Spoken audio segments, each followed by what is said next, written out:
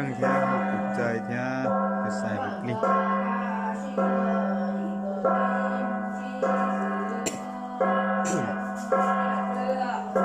giống như là tiền giỏi rồi đa số đâu thôi chứ đây sợ đói rồi nó nói không nó ai không thế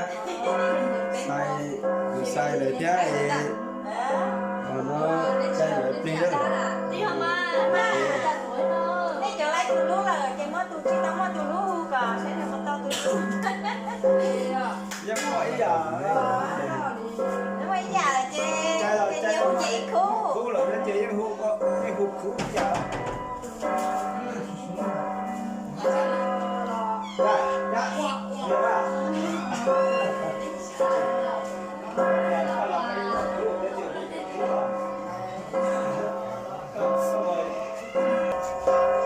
chị đi sợ trồng trả lo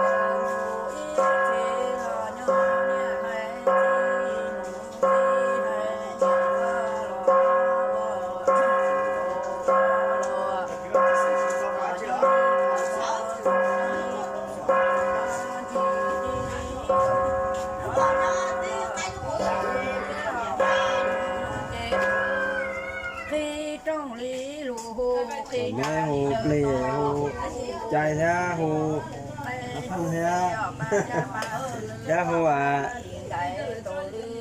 cứ sai rồi plei nó bé hồ plei nữa mình có bắt còi lúc bỏ tất cả lúc chụp bớt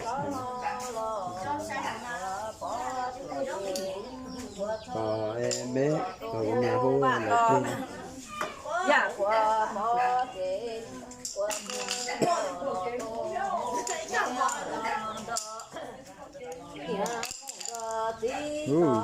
nó cứ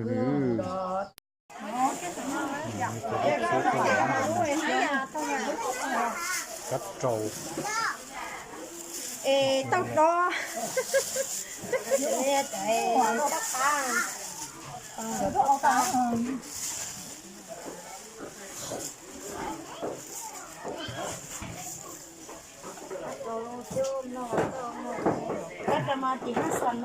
cắt trầu mà một cái kia đó cắt trầu này rồi sẽ cắt trầu mà em bỏ rồi con là chị chọn giờ hôm nay nó chị cô phải là con nó sẽ được tạo trừ sang con chiong rất là công mở rất là công mở vô cục pin cái này cho là cục pin này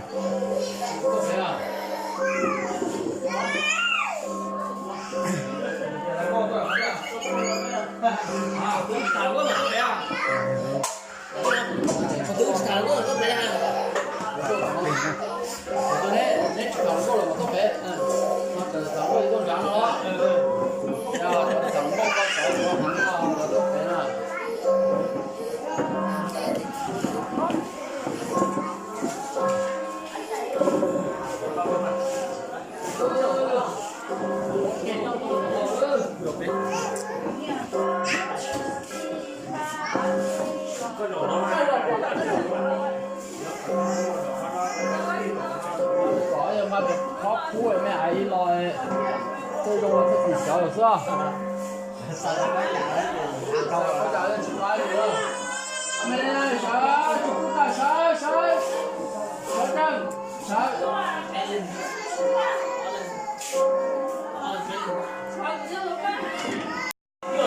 chúng ta tạo hộp pin này hộp pin chờ tất cả các hộp pin khăn kia chai kia của sản bê hộp bay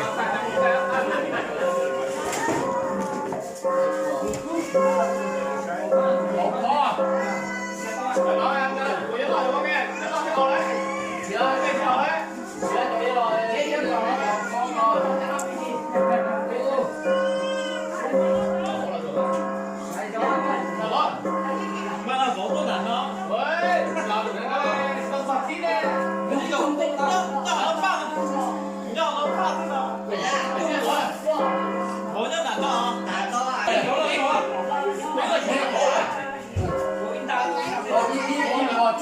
rồi. Còn cái sợi này, cái qua rồi khỏi nhưng mà phía bên con mà.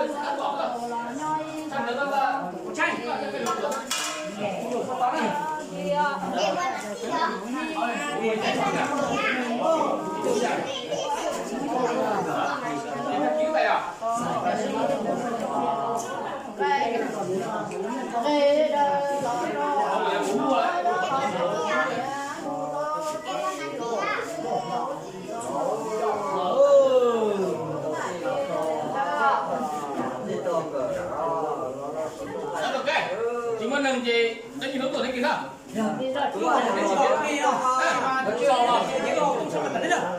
Thôi nếu mà biết là vậy không?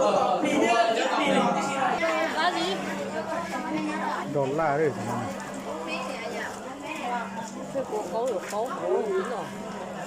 Các tập đồ cái chỗ rồi.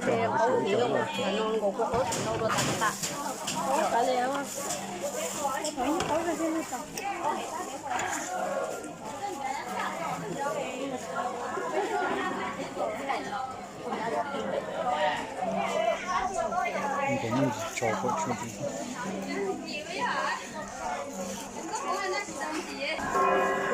나야 나 호피 떡원.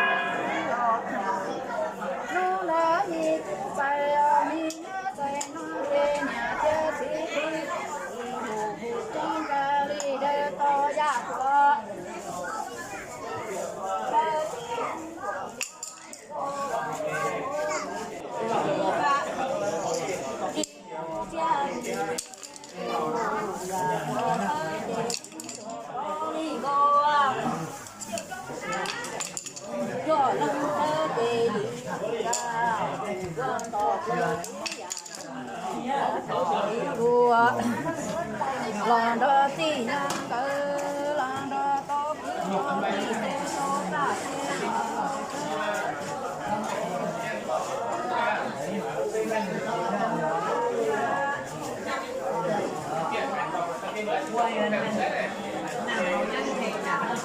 nhớ sắc gì?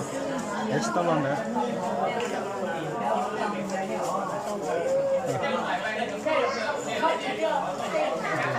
Một bê khúc cái, đây này thì bê khúc cái này. Hãy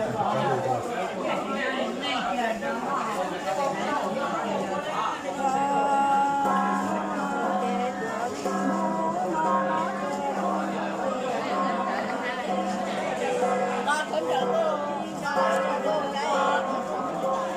để không bỏ lỡ những video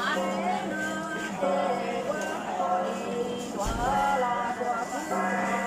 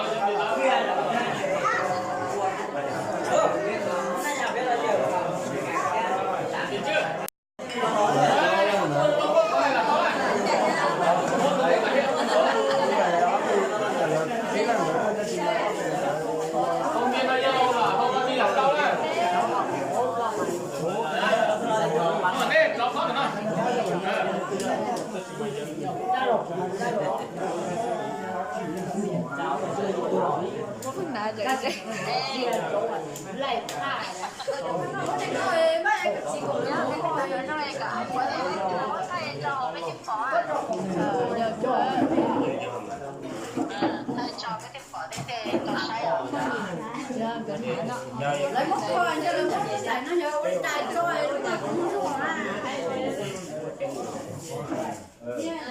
cho lấy lòng một tí sao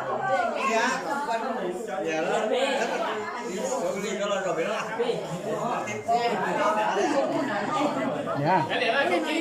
Đây có rất là chỉ thế hả?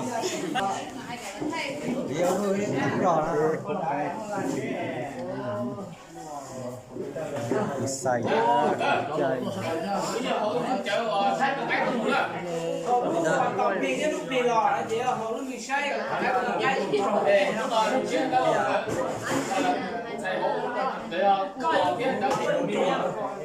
Ông biết lần gì? Lúc này là lúc hồ sách cái này. Nó hỗ trợ lên nữa.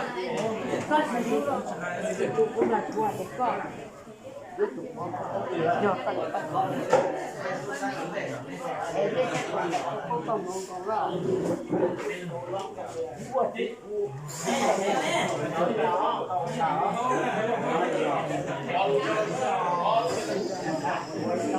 Bố của gì? Bố của gì?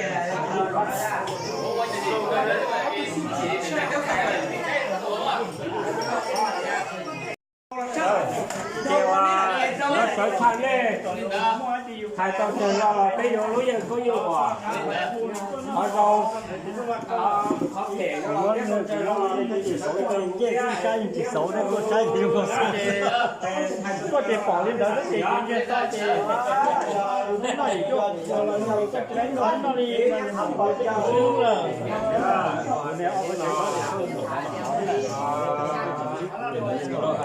với nhà của biết trả hay lử cho mà thế mà trên là cái tổng số là chỉ để có qua gặp hắn thế là chắc là nói là một gia chán đi đó tin là mà để mà số là chỉ họ nói giờ nhưng mà lúc trong rồi thì đã mà cũng giờ vậy giờ tự giờ coi giờ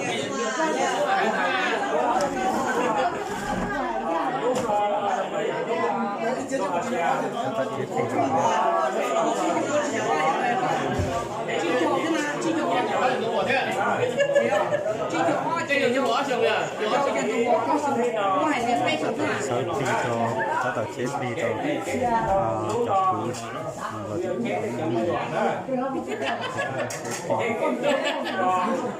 và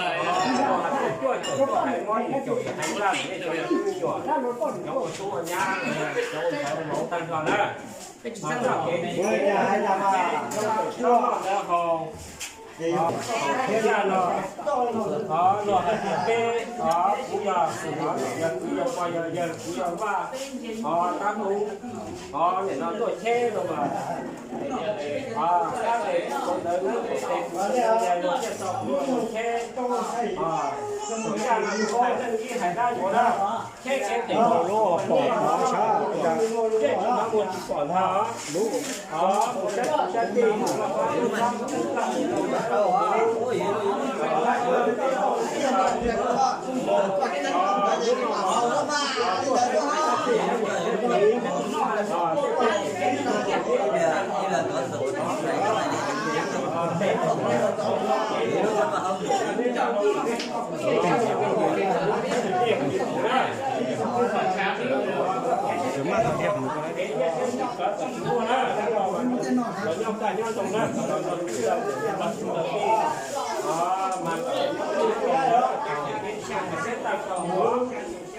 trong một câu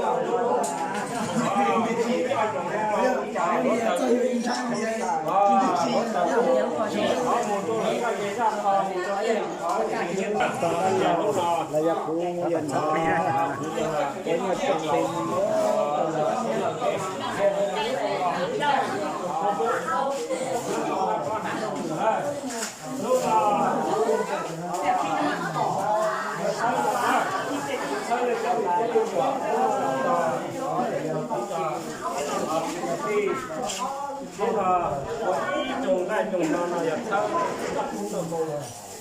nhau ít xét chỉ một mỗi của chúng tôi còn thay đổi người ta đó sơ là những vấn đề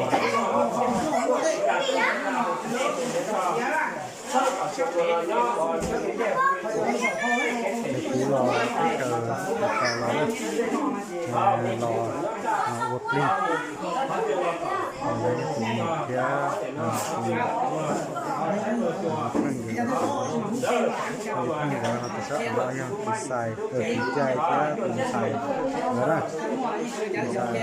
phải làm cái các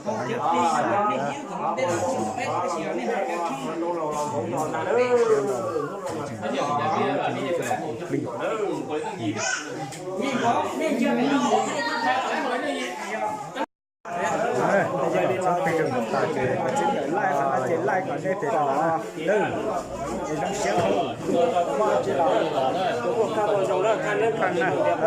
mỗi là cho nên thế tới vì chuồn nào